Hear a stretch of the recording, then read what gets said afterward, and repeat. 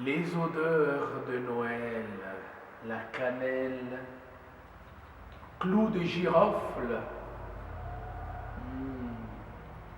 Je ne sais pas vous, mais moi en tout cas, ce qui m'a le plus manqué cette année, c'était de cuire le vin chaud.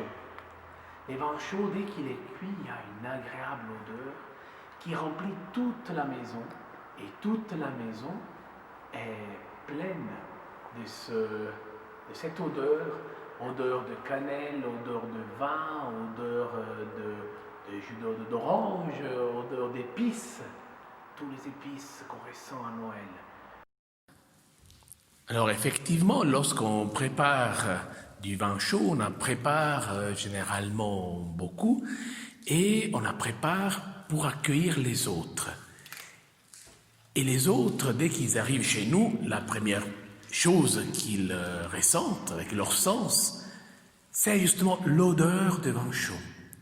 Et cette odeur nous parle d'accueil, nous parle, ben voilà, ils ont travaillé pour nous, on nous a accueillis par cette odeur, après bien sûr par les saveurs qui s'en suivent, et par la convivialité autour du moment qu'on partage.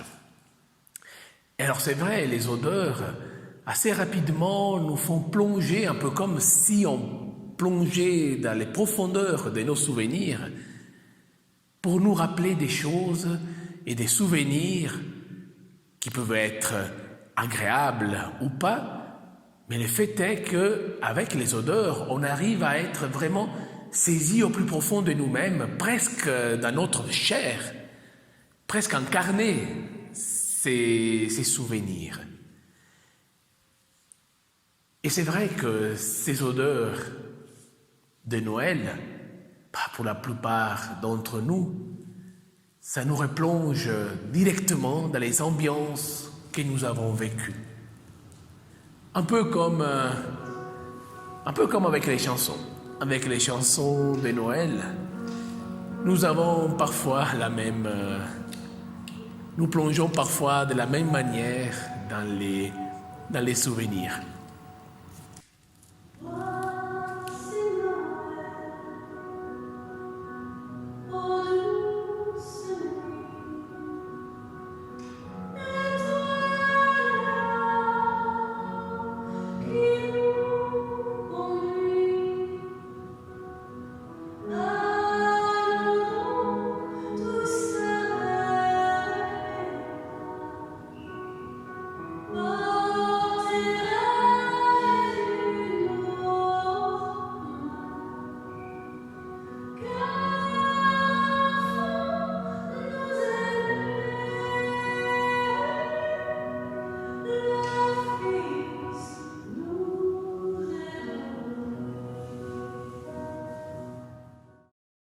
Et d'ailleurs, c'est seulement en réfléchissant à la puissance d'un odeur, ce qu'un odeur peut activer de plaisir, de souvenirs, des choses importantes, que j'arrive à comprendre certains versets de la Bible qui nous semblent un peu bizarres.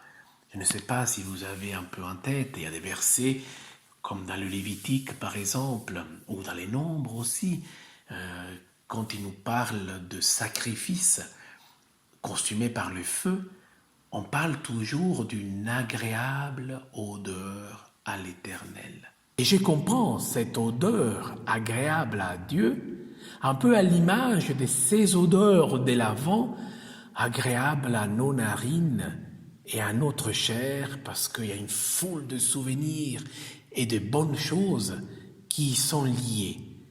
C'est lié au plaisir, lié au fond, à l'amour, à l'accueil. Et ça, c'est bien exprimé, par exemple, par l'évangile de Jean, quand on parle de Marie de Magdala, qui a pris un parfum très très cher, qui oint les pieds de Jésus, qui les essuya avec ses cheveux.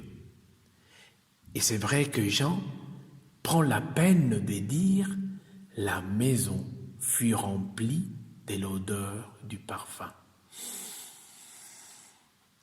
L'idée de sentir de sentir ces odeurs qui nous font du bien. L'idée que se donner les uns aux autres pour bien s'accueillir, pour bien accueillir le temps, les gens, pour bien accueillir cette attente que nous vivons pendant l'Avent, attente d'un jour meilleur, bien incarné par l'Évangile. L'Évangile est donc aussi se laisser envahir par le parfum qui remplit la maison, par un parfum qui est une odeur de vie, parce que nous répandons la vie autour de nous. Profiter du temps de l'Avent, du temps aussi des odeurs, pour s'accueillir mutuellement. Certes, cette année, nous ne pouvons pas le faire comme les autres années, mais je vous invite tout de même à remplir votre maison d'un parfum, pourquoi pas, de vin chaud, même si vous n'allez que le préparer pour vous, et profitez vous-même de ces parfums. Profitez vous-même de ces odeurs qui sont bons et qui réchauffent le cœur. Mais en paraphrasant l'Évangile, j'aurais envie de vous dire, nous sommes aussi l'odeur du monde tel que nous le ressentons dans les temps de l'attente, dans les temps de l'Avent.